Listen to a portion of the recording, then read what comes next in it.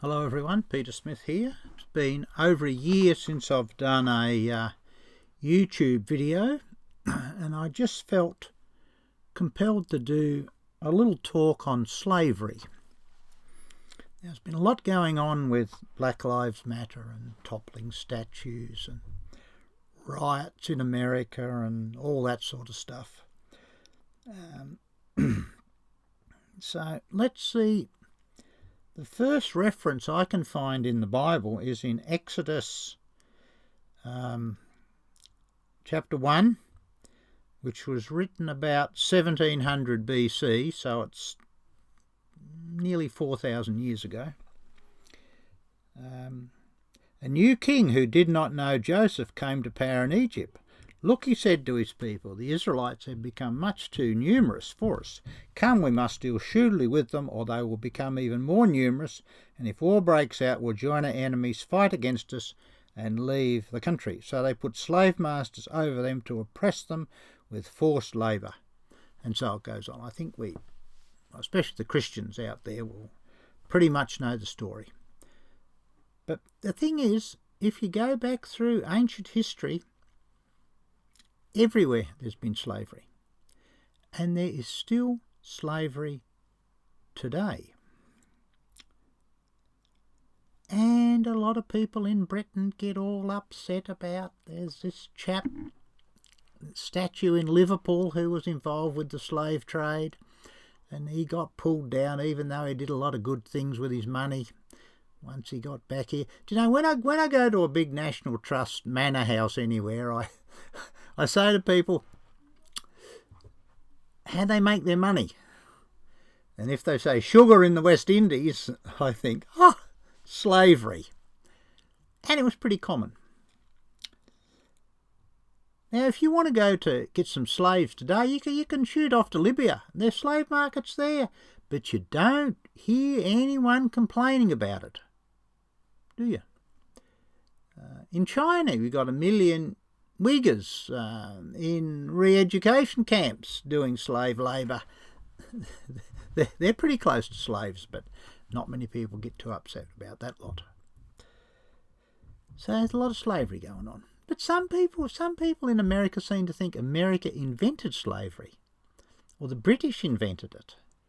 But the British and Americans came to it very late.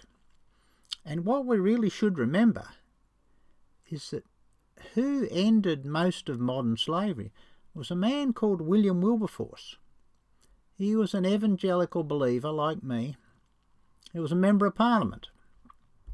And I think it was about 1815 he got part of the slavery thing sorted out, and then I think it was in the late 1830s the British government paid every slave owner in the British Empire to release their slaves.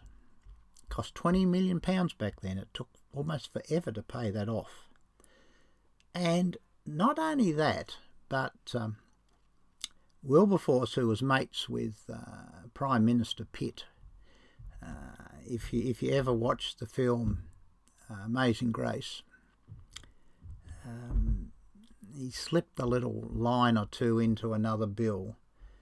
And he paid for all the opposition MPs to go to the races, free trip to the races, and they were all away, and he snuck this through, and it was too late, he got it through.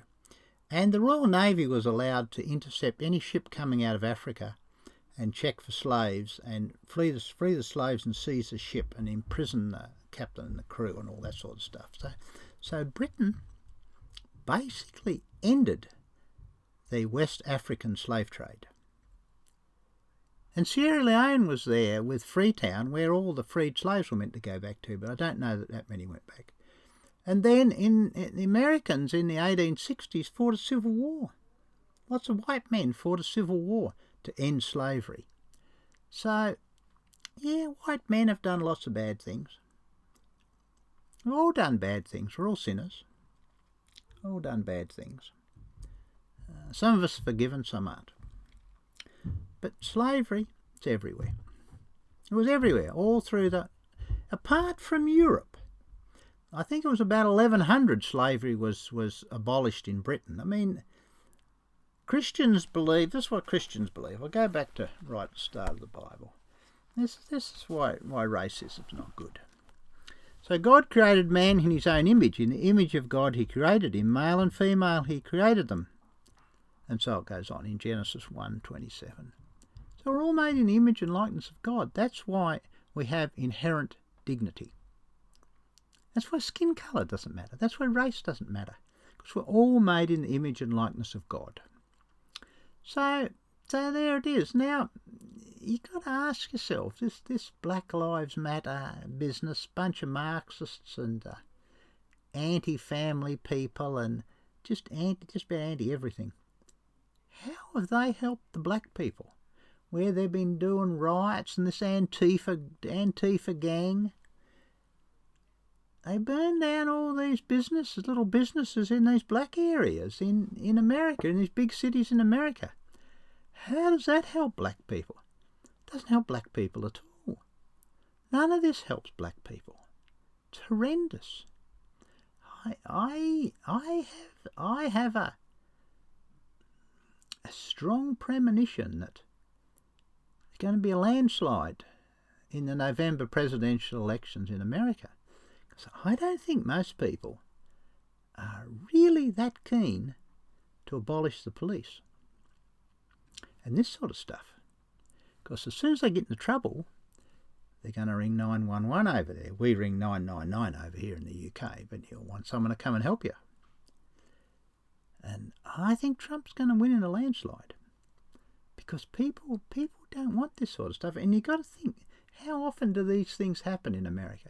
Apparently there's about 9 white policemen kill a black man, arresting him a year in America.